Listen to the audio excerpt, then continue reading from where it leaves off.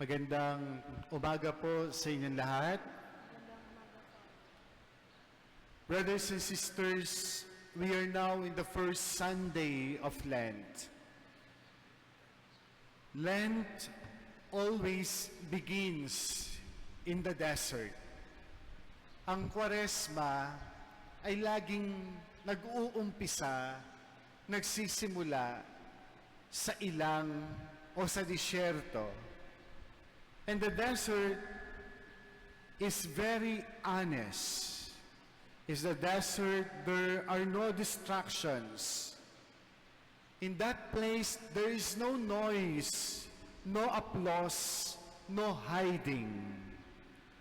Only hunger, only silence, only truth.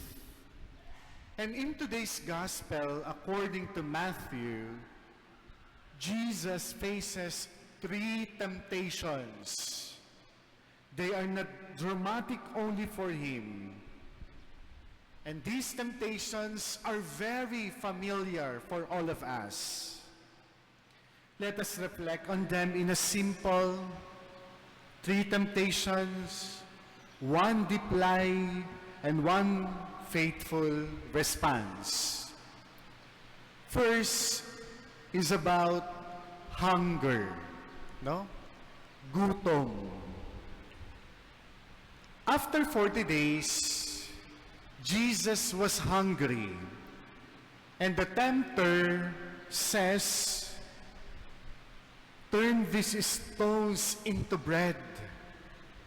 Gawin mong tinapay ang mga batong ito. You know, on the surface, it sounds reasonable. He's hungry. Why not? Bakit hindi niya gagawing tinapay ang mga batong iyon? But this is deeper than food. This is the temptation of emptiness. Yung tukso ng pagiging kawalan o kulang, and it whispers, you are lacking, you are more, or you need more, and God is enough, is not enough in your life. And you know, brothers and sisters, in our lives, we experience this hunger in many ways. May mga pagkagutom tayo sa buhay.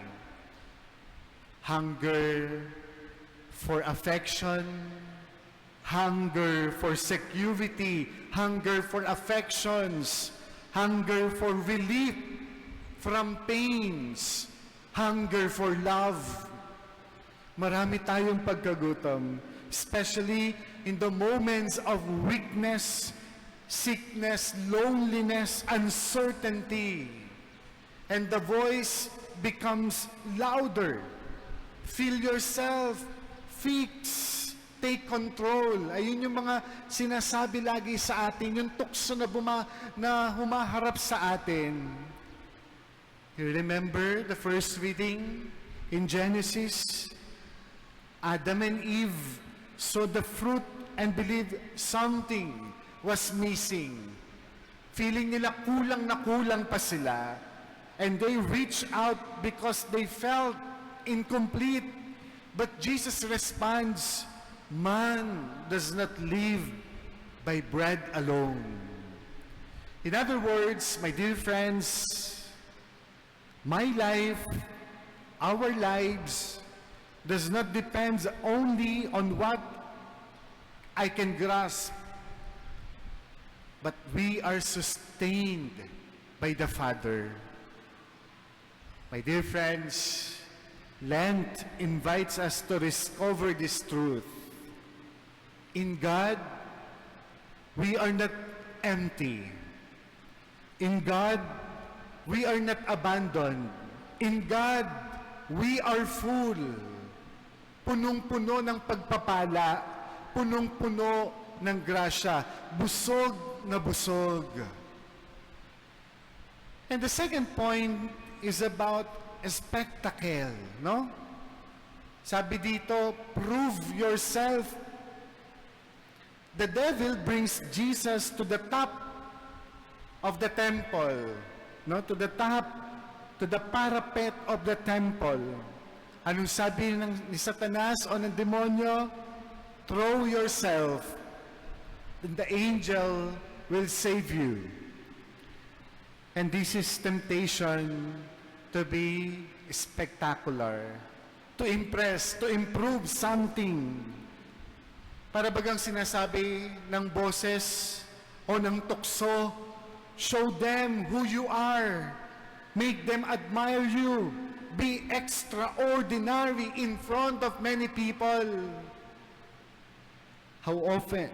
That's why it is also good to ask ourselves, how often do we feel the need to prove ourselves to others? To be always seen, to be affirmed, to be validated.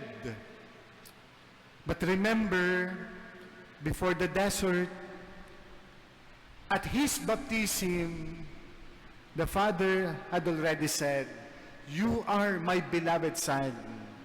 Ikaw ang kinalulugdan kong anak." Tayong lahat bilang binyagan, kinalulugdang anak ng Diyos. And Jesus did not need to prove his identity. Kaya nga, he answers, anong sagot ni Jesus? You shall not put the Lord your God to the test. He refuses to perform for attention. Pwedeng gawin sana ni Jesus para magpa-impress din sana siya pwede. Pero hindi ginawa ni Jesus. And this is very pastoral for all of us. When you know you are loved by God, you do not need applause to feel worthy.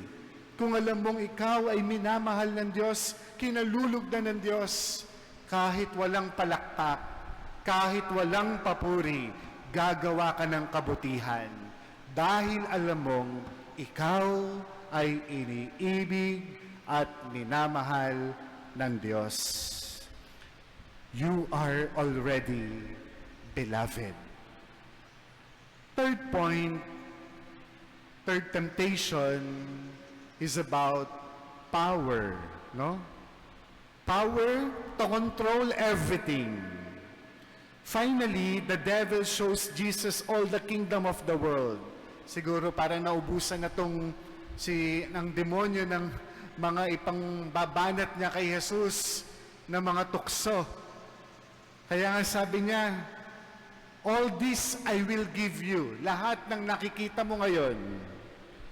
And this temptation, the third temptation, is about the temptation of power and control. The voice says, you will feel secure if you are in charge. You will feel whole if everything goes your way. But kung titingnan natin how exhausting it is to control everything, nakakapagod, nakakapanghina, and how anxious we become when things do not go according to plan. Illness teaches this painfully. A crisis reminds us that we are not in control. Ayun pa lang, nagpapakita na sa atin na hindi natin kontrolado ang lahat ng bagay. Kaya nga, Jesus answers, ano ang sagot ni Jesus? The Lord your God shall you worship. Tanging ang Diyos lamang ang sasambahin natin.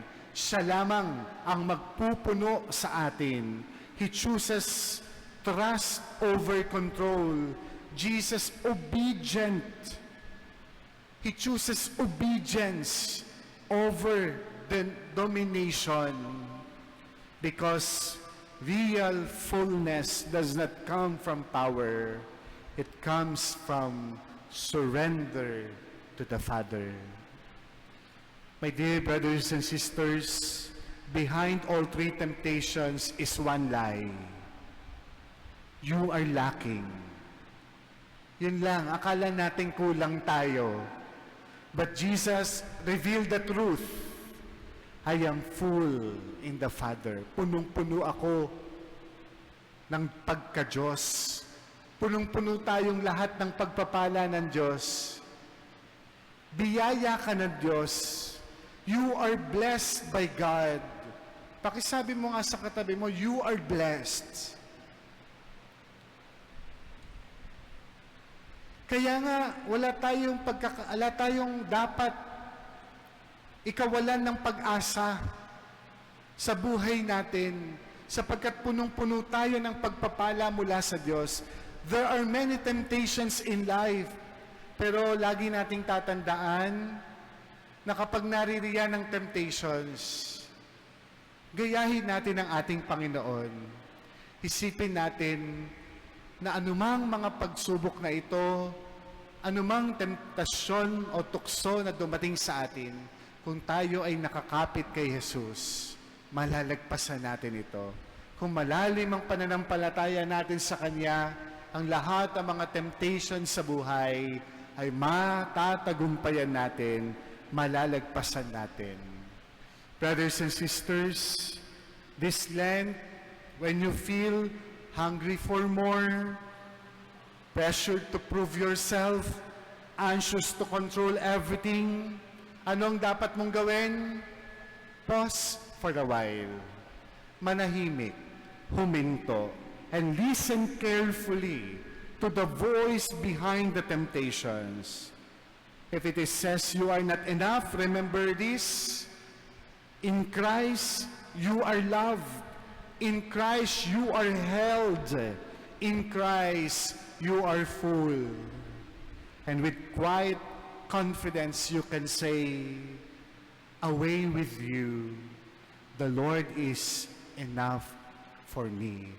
Layuhan mo ako, Satanas. Kasama ko ang Diyos.